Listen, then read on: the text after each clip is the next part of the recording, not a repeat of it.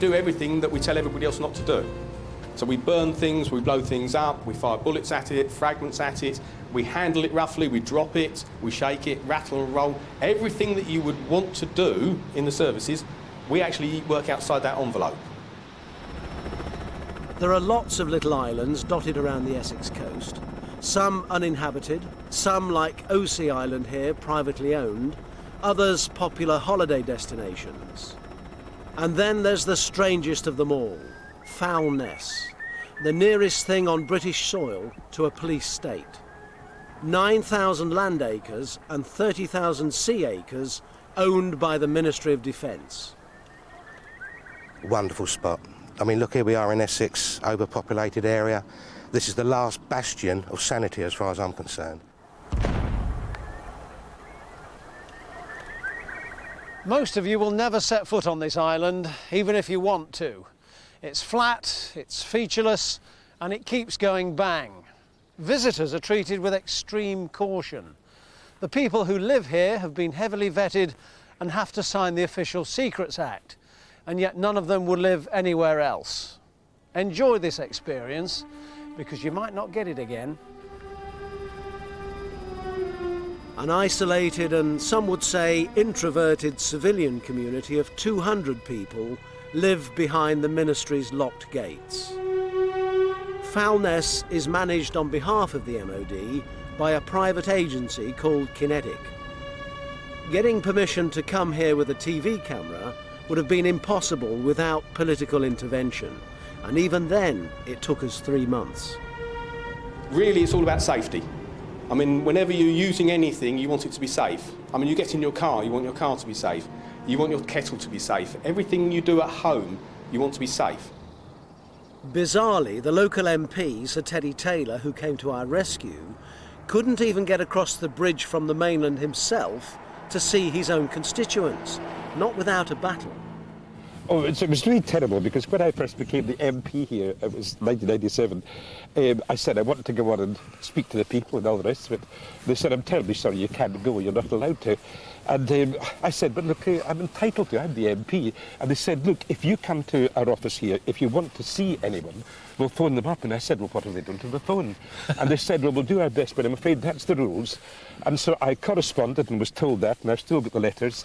So I contacted the Speaker's office and said this was disgraceful. So I then came back to them and said, look, the Speaker says you're not allowed to do this. And so eventually, after a great deal of correspondence, I got a pass sent to me. Here it is here. It's a wonderful pass. I thought that made me very, very important and significant. But I've since found out this is what they call a birdwatcher's pass. So I'm entitled to go and see. However, I can get on, and in fairness, they're very helpful. And it's a beautiful place, Foulness. I'm not kidding, you'll find there's lots of islands around, but this one is terrific. He could hardly believe his eyes. Despite the military hardware, the explosions and the heavy security, Foulness is a hauntingly beautiful place, especially for those who appreciate flat landscapes and big skies. The beaches are virtually untouched. Teddy Taylor ought to be grateful for his birdwatcher's pass. Most ornithologists would give their best set of binoculars for one. So how have you managed to keep visiting the island for 40 years when the public don't really have freedom of access? No, that's right. No, it's a military-controlled island, as you know, but I've been very fortunate since around the 1960s. I've had friends who live on the island, farming friends. So I've maintained that contact, and here I am today. And you've got your pass? Yes, I've had a pass now for many, many years. Some people call it a police state. Well, you're living under military rules, but then if you don't wish to live under military rules, don't move to Foulness. It has its bonuses. You've got to go through this checkout point here to get on that island. Well, when you're through there, the barrier's shut, the gates are down. You've gone into another dimension. You've undone a zip, and you stepped into it and you pulled that zip up. That's the gate. So we were escorted by Kinetic to MOD headquarters, where I was given a comprehensive briefing about the historical importance of Foulness to Britain's defences. What we really have in this area is a lot of noise that's generated, and what I'd like to do is show you exactly why the noise is generated. It's one area of concern to a lot of people, and obviously one that we would like to get over to them that actually says this is important work. Here we are at the edge of Maplin Sands, where a famous submarine boom, a net to stop German subs getting access to London through the Thames, presumably did its job. It was a raising and lowering net stretched out from the physical boom that you see at the moment. This is the only part left of it, and it will become a scheduled national monument very soon. Obviously, stretching out to the left of it is Maplin Sands, and this was the area where they were planning on putting the airport when they looked at it in the 1970s. And the ship going past us at the moment is actually about 4 miles out, and there's an island out there which was built to see whether or not you could cope with having a concrete structure out onto the shifting sands of Maplin. What's that then, Peter? That's the manor house. It was originally built in 1756 and remodelled in 1802. It's a grade listed building and was the commandant's house for the test and evaluation side of Shoebury-Ness. There's some special things. You've got, for example, all the trains there. You think, gosh, you'll get a train to London from here, but it's not that. It's old trains which aren't needed now. We've got miles and miles of carriageway. You mustn't use words like that. No. It's a storage place. What do people do here? Agriculture has been virtually the only industry for 250 years. Tractors plough and furrow their way between the MOD shelters when they're allowed. It's good soil, isn't it? Very good soil here, yes. No stones. You can plough 300 acres without turning the points on the plough, you know. There are times when the farmer says, can I go and crop this? I need 2 hours of that day. And we will manage our work such that we allow them the time to do what they need. And as far as I'm concerned, I mean, I've been here all my life. It is a little piece of heaven, really, because life here is so different with the security. As you see in the background here, there's straw bales off of this island. They wouldn't be here on a Saturday night. They would be gone. Somebody would set fire to them. So the security has got its advantages living here. Like almost every farmer you can think of these days, Roger diversifies into a spot of agricultural welding. Useful work during the day when Kinetic usually needs the prairies for testing explosives. It's got its problems with it being very flat, and obviously, you know, water is a problem. After November the 1st, the water table rises automatically, it lifts up. 50 years ago, of course, this was all underwater. That's right, I was 7.5 then. You remember it? I was in that room upstairs there with the earache, and the tide was in, and as far as my father and I could see inland, we could see the moon shining and the tide was inland, and the next morning we had everything floating about here. A couple of people died, didn't they? There was 2 ladies died. They lived in bungalows, and one police sergeant died. Got about 30 acres here, which has been very dry this autumn. We haven't been able to get on to break the ground down, as you can see. And now we're finally getting a bit of late drilling done into winter wheat. What was the harvest like? Suspiciously good, but more at the point prices have gone up. It isn't so much yield for us, it's prices. You know, the prices have gone up about £30 a tonne from making a loss last year to hopefully breaking even this year. There's that classic quote from The Life of Brian with John Cleese saying, you know, what have the Romans done for us? Well, it's the same here. You know, what have the MOD done for us? Well, the first thing it did was build the roads, which we didn't have on here before. They put on a good water supply. But more importantly, they have given us peace. You know, the peace which you won't get on any other place at all, you know, because the place is secure. And what about the firing that goes on here? Does that get in the way? It does at times, but we have to live with that. We know what the rules are and we play by them. So it's worth the inconvenience for the joy of living here, is it? Oh, very much so. I mean, everybody has to sort of give up certain freedoms wherever you live. Some people are scared to open their doors at night. Nothing on this island is locked up. We have complete freedom to go wherever we like, really. You've got your keys in the car? They were in the car. Yes, I don't lock that, but don't tell the insurance company that, otherwise the premiums will go up. Of course, there is another way to see Foulness, and it's usually the only way, from the sea. We've managed to hitch a ride aboard this 30-year-old Solent-class lifeboat, which regularly does wildlife tours around the estuary. Brent geese and egrets in prospect today. Foulness is the old mystery island, isn't it? We are allowed to go on there at different times as a group for bird watching. It's a wonderful place for our wading birds in Essex, especially at this time of year as the winter approaches. And do they go to Foulness particularly because it's almost deserted, do you think? I think so, yes. The birds can go over there and roost properly and not be disturbed. Well, there are one or two explosions, of course, but Yes. that doesn't seem to bother them, does it? And the seals are out there on the sands. The seals are actually on the fallout area. Occasionally these seals will look over their shoulders and another bang, and they don't seem to worry. They seem to enjoy it. How'd you get on with the MOD? Very cautiously. Back in May I did have my wrists slapped. The press got hold of a date which we were doing a meeting over on the island, and the security did not like it. Oh dear. But, Well, is that a warning not to set foot on this island again, or just behave yourself? Behave myself.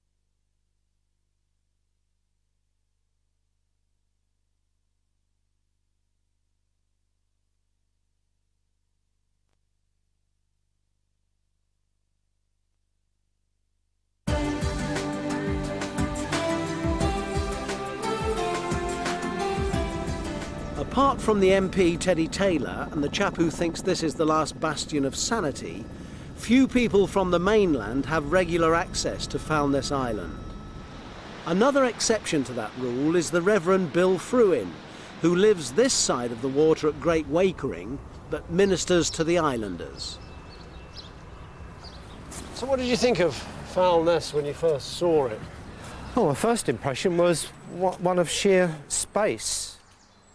The sky, the land, the meeting place with the sea. It was a complete sort of contrast to the mainland and a lot of my experience in the countryside. So did it appeal to you? Oh, very much so. The sense of leaving and arriving is even more emphasised when crossing the bridge at Haven Gore. You've left the mainland and you're on an island, you Left feel the that? mainland and you're on an island, very much so. Do you know what they do on Foulness Island, exactly? In terms of the MOD, no. That's a simple answer. A simple and straightforward answer. The answer is no. You've never asked what it is they're exploding? No. You've heard the explosions? We've heard the explosions, of course. I mean, yes, we live close to the island, as you know, but and we hear the bangs, yes. But do they shake you out of bed? No, they're not that severe. So do you have to be a certain type of person, do you think, to live on Foulness?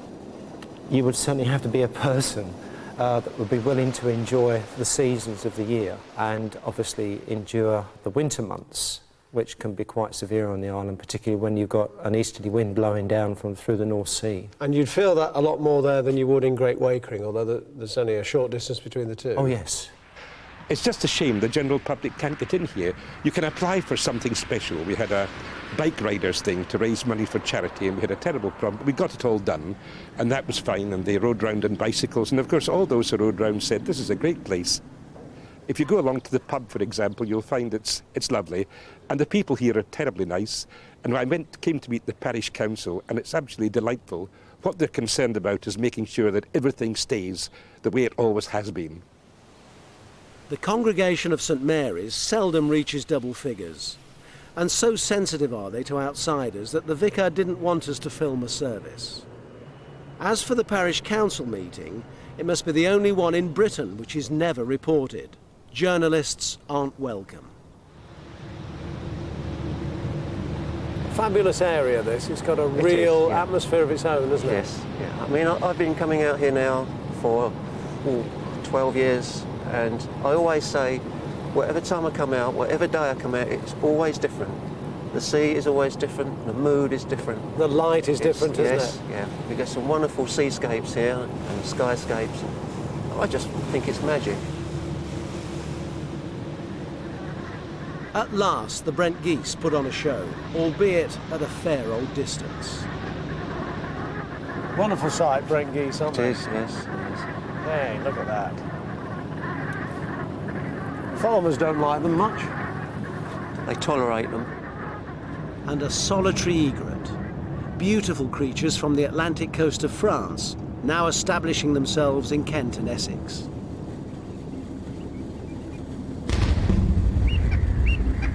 These are avocets. It's everyone's favourite because the emblem of the RSPB, and why not? These birds will be here over winter, and then they'll be moving back to their summer grounds where they'll be breeding, probably further north, and perhaps across to Holland, Belgium, that direction.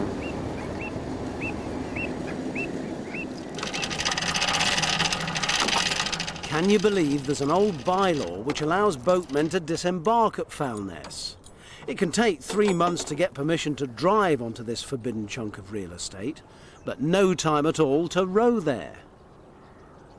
The sound of silence on water is something special, isn't it? Hard to define. Magic. Very therapeutic, soothing. So here we are about to dock at Foulness because of an ancient bylaw which allows us to collect water from the pub if we need it. Water or something else. The only pub on the island is the George and Dragon at Church End. It's run by the long-suffering Fred Farrandon, who's a bit fed up with officialdom. He claims it's cutting his trade to the bone. Fred also runs the village shop. In fact, he's a one-man retail outlet.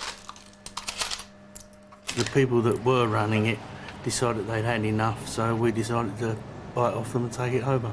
So you're running the pub and the bed and breakfast and the shop? That's right. Does it do well? The shop does pretty well, yeah. Fred used to run a nightclub in Southend until he got a life and discovered Foulness 23 years ago. Mind you, running the George and Dragon is no bed of roses. For one thing, the number of MOD employees fell away sharply, and with it went a lot of Fred's trade. For another, you can't just pop over here from the mainland for a pie and a pint without a written invitation. And even then, you're more or less strip searched at security, which is a bit of a disincentive. Any regrets about leaving the nightclub in Southend? Not at all. None at all. No. What kind of life was that? Hectic. It was nightlife. You had the fights and the violence even in those days, so I'm glad to get out now. The customers have to phone me first, and I have to let the gate know that they're coming over.